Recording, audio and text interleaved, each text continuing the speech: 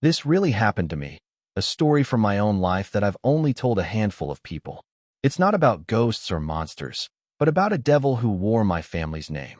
The air in the conference room on the 40th floor of the Ropes and Gray building in Boston was thick with the scent of expensive leather and feigned grief as my uncle, Edward, slid the scorched leather-bound ledger across the mahogany table and declared my entire inheritance null and void. He did it with a smile, in front of the entire family, tapping a manicured finger on a clause in my father's will that he had apparently helped draft. He had taken everything. The business my father built for 50 years, the properties, the portfolio, and left me with a book of ashes. He leaned in, his voice a smug whisper meant for the whole room to hear. Your father always said you had a gift for bringing things back from the dead, Leo. Let's see what you can do with this. If you genuinely enjoy our stories, please subscribe to the channel, tell us where you're from, and what time it is right now. It's always fascinating to know how far our story flows. The lawyer, a man named Mr. Davies with eyes as gray as the Boston Harbor in winter, cleared his throat and refused to meet my gaze. My cousins shifted uncomfortably. My aunt, Edward's wife, just stared at the skyline, a picture of practiced indifference. The will reading was a formality, a stage for Edward's coup de grace. For years, he'd been my father's business partner, the numbers man to my father's heart and soul. Our family business, Valerius and Sons, wasn't a flashy enterprise. It was a quiet, respected antique book and document restoration firm on Charles Street in Beacon Hill. My father was an artist, a historian who could coax stories from brittle parchment and faded ink. Edward handled the accounts, the investments, the boring stuff. Or so he thought. The clause my uncle invoked was a masterstroke of legal treachery. It stipulated that in the event of my father's passing, full controlling interest of the company and all its assets would transfer to the surviving partner if the business's liquid capital fell below a certain threshold for more than one quarter. Edward produced perfectly audited financial statements, signed by a firm I'd never heard of, showing that the business had been hemorrhaging money for the last 4 months. It was a lie, a brazen, beautiful, and legally ironclad lie. I was left with my personal effects and one item, specifically willed to me outside the company's asset list, the old workshop ledger, damaged in a small electrical fire 6 months prior. A book my father had used for decades, now a charred relic. It felt like a final, bitter joke. Edward was magnanimous in his victory. He placed a heavy hand on my shoulder as we were leaving, the scent of his cologne turning my stomach. Don't worry, Leo. I'll take good care of the family legacy. I'm thinking of expanding, maybe rebranding. Valerius Global. Has a nice ring to it, don't you think? He squeezed my shoulder, a gesture of dominance, not comfort. You're free now. No burden of a dusty old shop. Go find your own way. I walked out of that skyscraper and into the cold Boston air, a pauper. The city lights of the financial district glittered around me like a sea of diamonds I could no longer touch. All I had was the weight of that ruined book in my satchel and a cold, quiet rage beginning to smolder in the pit of my stomach. That night, I didn't sleep. I sat in the silence of my small South End apartment, the scorched ledger on my coffee table. The edges of its pages were blackened and brittle, the leather cover warped by heat. It smelled of smoke and loss. My father had been devastated by that fire. He'd said it felt like losing a piece of his memory. Now, it was the only piece of him I had left. My fingers, trained for delicate work, traced the outline of the burn marks. This was my inheritance. Not a legacy of wealth, but a legacy of ash. But fire, I remembered my father once telling me, doesn't just destroy. It reveals. As the first light of dawn broke over the brownstones, I took the book to my small workbench. My own tools, my own small kingdom. I wasn't just going to restore it. I was going to excavate it. I had a sudden, chilling certainty that my uncle's victory speech wasn't the end of the story. It was the prologue, and the real narrative was hidden somewhere inside these burned pages. The first few weeks were a blur of grief and meticulous labor. Edward moved fast. The locks on the Charles Street shop were changed.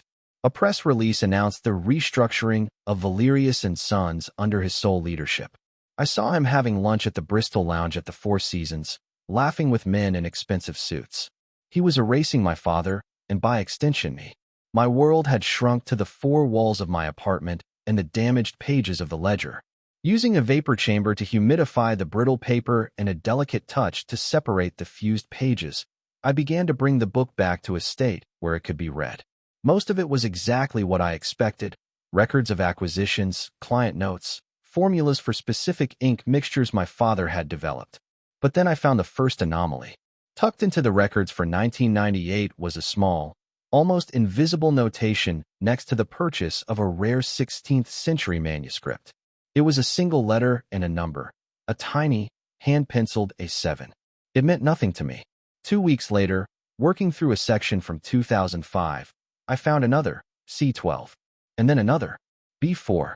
They were scattered, seemingly random, always written in my father's tiny, precise script, almost like a secret footnote. They were marks of a man leaving a trail. My suspicion grew from a spark to a low flame. I cross-referenced the dates of the marked entries with the company's old bank statements, which I'd thankfully digitized for my father the year before. Each marked acquisition corresponded with a large, secondary payment, a wire transfer from our business account to a holding company I'd never heard of, Argent Solutions, LLC. The amounts weren't small. They were tens, sometimes hundreds of thousands of dollars.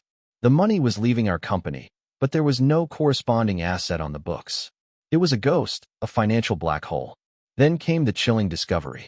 The registered agent for Argent Solutions LLC was a man named Philip Marsh. A quick search showed Philip Marsh was also the lead accountant at the firm that had audited our books and declared us insolvent, the very documents Edward had used to disinherit me. The pieces began to click into place with the cold, hard snap of a coffin lid closing. This wasn't a recent downturn. This was a long con. A systematic siphoning of my father's life's work, orchestrated by his own brother.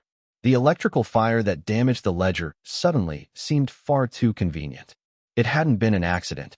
It was a failed attempt to destroy the evidence. Edward must have panicked, thinking the proof was gone forever, never imagining that the one person on earth with the skill to read those ashes was the son he'd just dispossessed.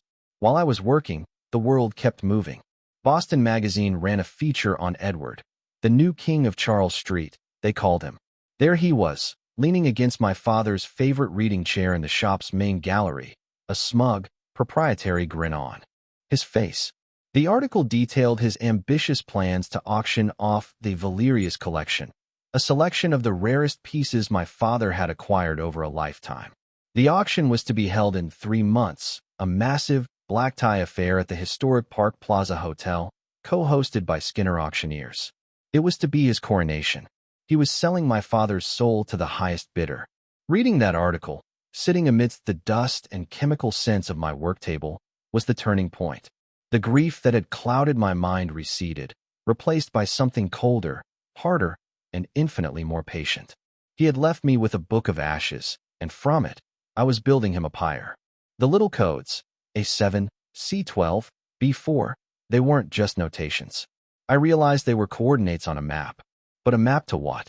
I stared at the bookshelf across my apartment, filled with my father's old reference books on cartography and cryptography. He had loved puzzles, and he had just handed me the key to his last one. The coordinates, I soon realized, weren't for a physical map, but for a book cipher. My father had hundreds of books, but one stood out. A first edition of Dante's Inferno, a book he and I had often read together. The code was simple, elegant, and heartbreakingly personal. A7 meant the first paragraph, 7th word. C12 meant the third paragraph, 12th word. I spent an entire weekend hunched over the priceless volume, my hands shaking as I transcribed the hidden message. The words, plucked from the fiery circles of hell, formed a sentence that froze the blood in my veins. Brother, the serpent in the garden, argent is his venom. Follow the money to the offshore nest. He has been stealing from me since the beginning. It was a confession from beyond the grave. My father had known, or at least, he had suspected. He was too proud, too old-world to confront Edward directly without irrefutable proof. So he created the proof himself, hiding it in plain sight, a silent accusation waiting for a translator. The rest of the ledger contained the details. The wire transfers, the dates, the shell corporations. Argent Solutions was just the first layer of the onion. There were others, registered in Delaware, Nevada, and finally, the Cayman Islands. Edward had been laundering money through the very heart of the business, buying artifacts with clean company money, then using his shell corporations to buy them back from the company at an inflated price, pocketing the difference. He wasn't just an embezzler. He was a master parasite who had been bleeding his own brother dry for over 2 decades. And now, he was about to auction off the very items purchased with stolen money. This was the final, critical piece. Selling stolen goods, even goods stolen so cleverly, was a federal crime. The provenance of every item in that auction was a lie. My plan began to form, not in a storm of rage, but in a cold, quiet calm. Going to the police was an option, but it felt insufficient. Edward's crime wasn't just financial, it was personal. He had humiliated me, dishonored my father's memory, and stolen our legacy. He deserved a public stage for his downfall.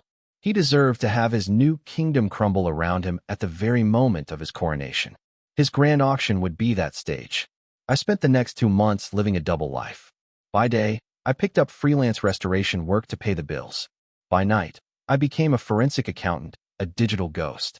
I created an anonymous email account and a secure blog under the pseudonym Veritas. I began my campaign not with a cannonball, but with a whisper. I sent an anonymous tip to a well-known art and antiquities blogger in New York, a woman known for her tenacity in exposing frauds. The tip was simple. Ask Skinner auctioneers to provide the complete, unbroken chain of ownership for Lot 47 in the upcoming Valerius collection auction. See if it holds up. Lot 47 was a Gutenberg Bible leaf, one of my father's proudest acquisitions. It was also one of the first items I'd found connected to Argent Solutions. A week later, her blog post went live. It was a carefully worded piece that didn't make accusations, but simply raised questions about potential provenance gaps in the Valerius auction. It was enough. The quiet hum of concern began in the rarefied world of high-stakes collecting. I followed it up with another email, this time to a select list of major collectors I knew would be attending. I attached a single, redacted page from the restored ledger showing an Argent Solutions wire transfer with a simple message. The foundation is rotten. Bid accordingly. I was planting seeds of doubt, poisoning the well. Edward would feel the ground shifting beneath his feet, but wouldn't know where the earthquake was coming from. I watched him from afar, a ghost in his new life. I saw him once, getting out of a new black Mercedes in front of the shop on Charles Street. He was on the phone, yelling. The confident swagger was still there, but there was a new tension in his shoulders, a slight crack in the smug facade. The whispers were getting to him. The night before the auction, I walked past the Park Plaza. Crews were unloading priceless art under the watchful eyes of security. The marquee was lit up, the Valerius collection, a legacy auction. My legacy.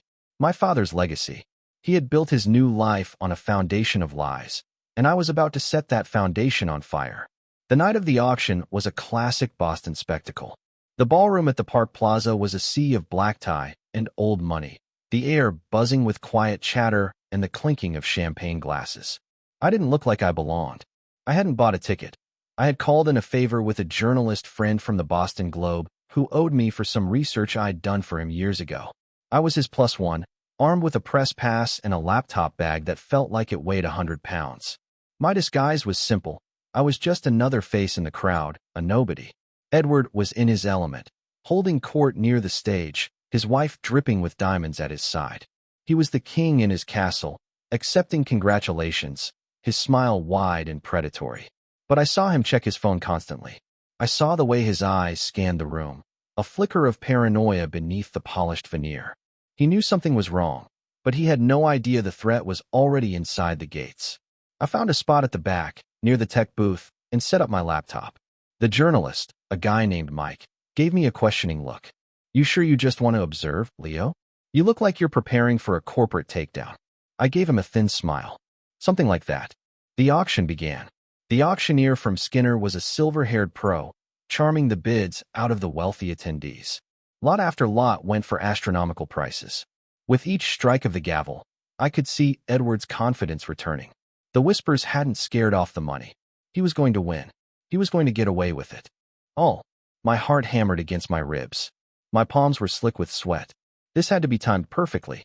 The centerpiece of the auction, the item on the cover of the catalog, was a complete, illuminated manuscript from the 15th century, the crowning jewel of my father's collection.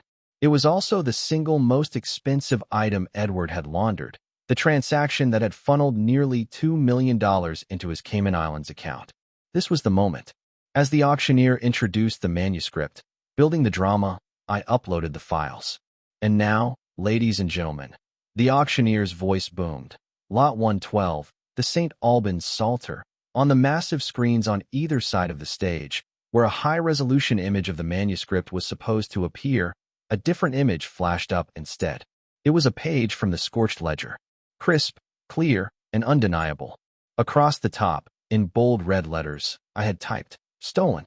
A collective gasp went through the room. The auctioneer stammered, his patter dying in his throat. Edward froze, his champagne glass halfway to his lips. His face went from ruddy confidence to a waxy, sickly white in a heartbeat. He stared at the screen, then his eyes, wide with panic, scanned the crowd, searching for the source. He was looking for a ghost. I hit the next slide. It was the wire transfer confirmation to Argent Solutions LLC. Then the next, the shell company's registration, listing Philip Marsh as the agent. Then the next, a flowchart I had painstakingly created, a spiderweb of deceit showing the money flowing from Valerius and Sons through the shell companies and into an offshore account under the name E. Valerius.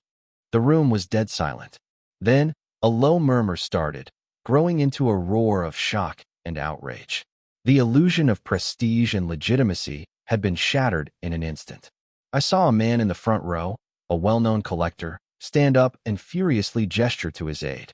He was pulling his bids. I had turned Edward's coronation into his public execution, and I wasn't done yet. Edward's face was a mask of pure, unadulterated fury. He finally saw me, standing near the back, my face illuminated by the glow of my laptop. For a split second, our eyes met across the stunned ballroom. His expression wasn't one of defeat, it was one of murderous rage.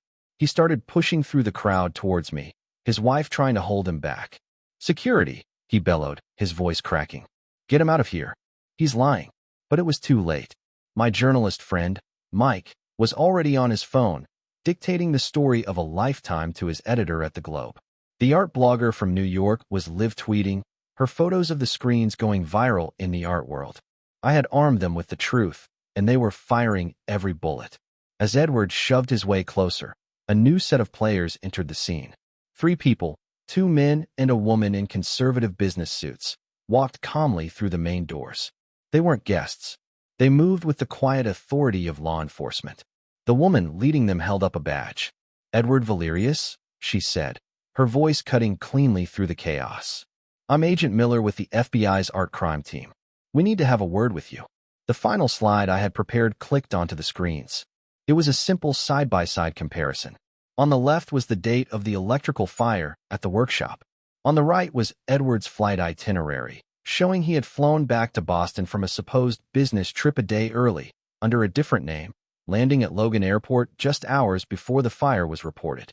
It was the final nail in the coffin, connecting him not just to the fraud, but to the arson, the attempted destruction of the very evidence now condemning him. Edward stopped dead in his tracks. All the fight went out of him. He looked from the FBI agents to the screens, then back to me. The smug, arrogant man who had disinherited me in that high-rise office was gone. In his place was a cornered, pathetic animal. He didn't say another word as they cuffed him and led him out through a side exit, past the displays of the treasures he had stolen. The auction was, of course, canceled. Skinner's reputation was in tatters. The room cleared out quickly, a crime scene of abandoned champagne flutes and shattered illusions. I packed up my laptop, my hands no longer shaking. A profound sense of calm washed over me. It wasn't triumph or joy. It was just quiet. The fire inside me had burned itself out, leaving behind a clean, empty space. Mr. Davies, the family lawyer who had overseen my humiliation, approached me, his face pale. "Leo, I had no idea. If there's anything I can do." I just looked at him.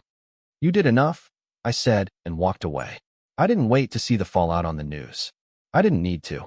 I walked out of the Park Plaza and into the cool night air of the Boston Public Garden. The city felt different, quieter. The weight that had been pressing on my chest for months was finally gone. I hadn't gotten the money back, not yet anyway. The legal battle to reclaim the assets would take years. But that wasn't what my revenge had been about.